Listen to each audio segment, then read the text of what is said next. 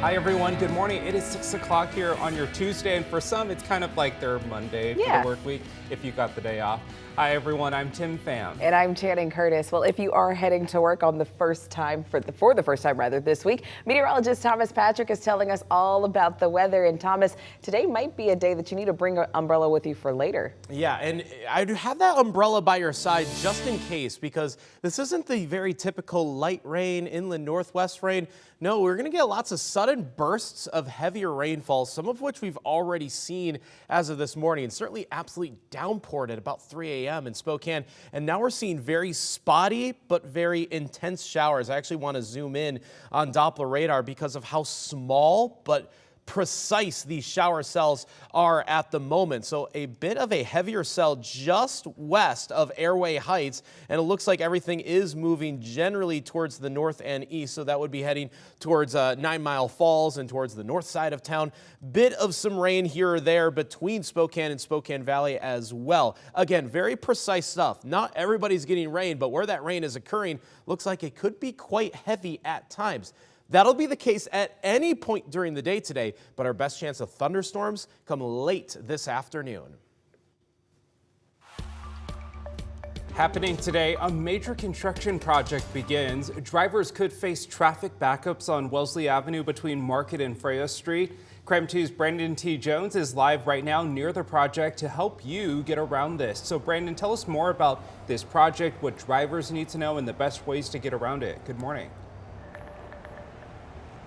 Yeah, good morning, Tim. Well, the city and WashDOT crews are calling this a high traffic impact area where this construction will be taking place. So they're also asking that you plan ahead of time if you go this direction. But as of today and lasting until next month, June 28th, contractor crews will close Wellesley Avenue between Market Street and Freya Street. Northbound lanes on the North Spokane corridor between the Wellesley Avenue interchange and the Freya Street interchange will also be closed.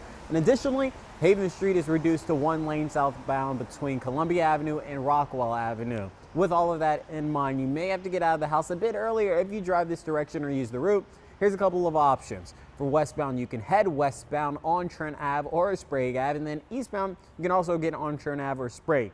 The city also has additional detour options listed on their website. And then also, still ahead for construction season, next week a new project will begin between North River Drive and Spokane Falls Boulevard, where southbound lanes will be closed on Washington Street.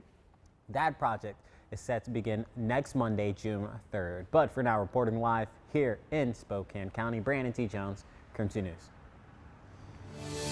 Well, today is the deadline for Boeing to present assembly line quality control fixes to the FAA. Transportation Secretary Pete Buttigieg says that Boeing will have to do more to show that it can make the necessary safety changes.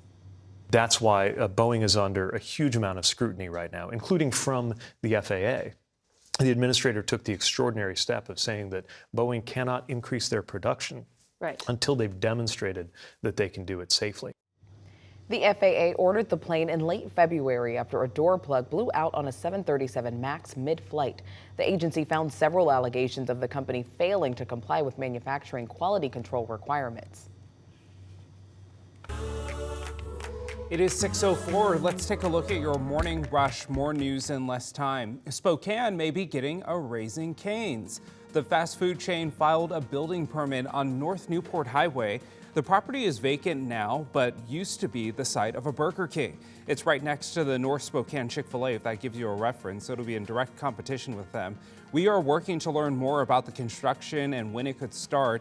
The application, though, still needs to be approved by the city. This morning, we're following up on a crash that caused major delays on I-90 in Spokane Valley yesterday. One driver and a Washington State Patrol trooper were brought to a hospital. It happened right under the Broadway Avenue overpass. WSP says the trooper had a medical issue, causing him to turn into the lane where another driver was. No one was seriously hurt. This morning, a climber is still recovering from a major fall. The Grant County Sheriff's Office says the man fell between 50 and 90 feet near Beverly.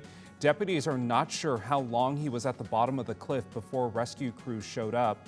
Crews airlifted him to a trauma center. At this hour, we have not heard from the Sheriff's Office on the climber's condition. Commemorates all of the men that served us so that we can have liberty and freedom. Yesterday, hundreds of people attended the annual Memorial Day ceremony at the Washington State Veterans Cemetery in Medical Lake. It included a color guard, a memorial tribute, and veteran speakers. This is a tradition they've hosted since their opening in 2010. The cemetery is open year-round. That is a look at your Morning Rush.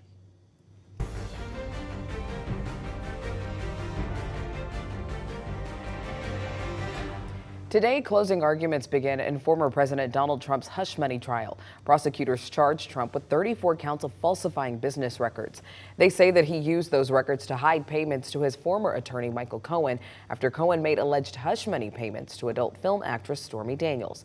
Now, prosecutors say that this was an effort to hide a past sexual encounter between Trump and Daniels ahead of the 2016 presidential election.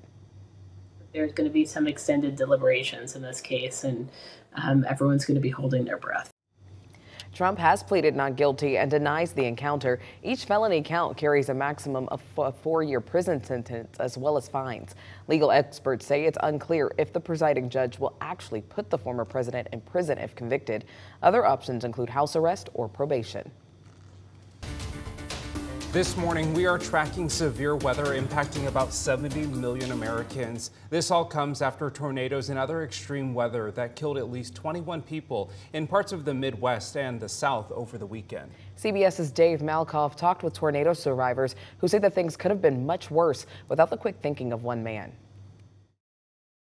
A funnel cloud was caught on camera in Eddyville, Kentucky. The state's governor declared a state of emergency early Monday because of the severe weather. Communities across Kentucky experienced storms that produced strong winds, multiple tornadoes, hail in some places.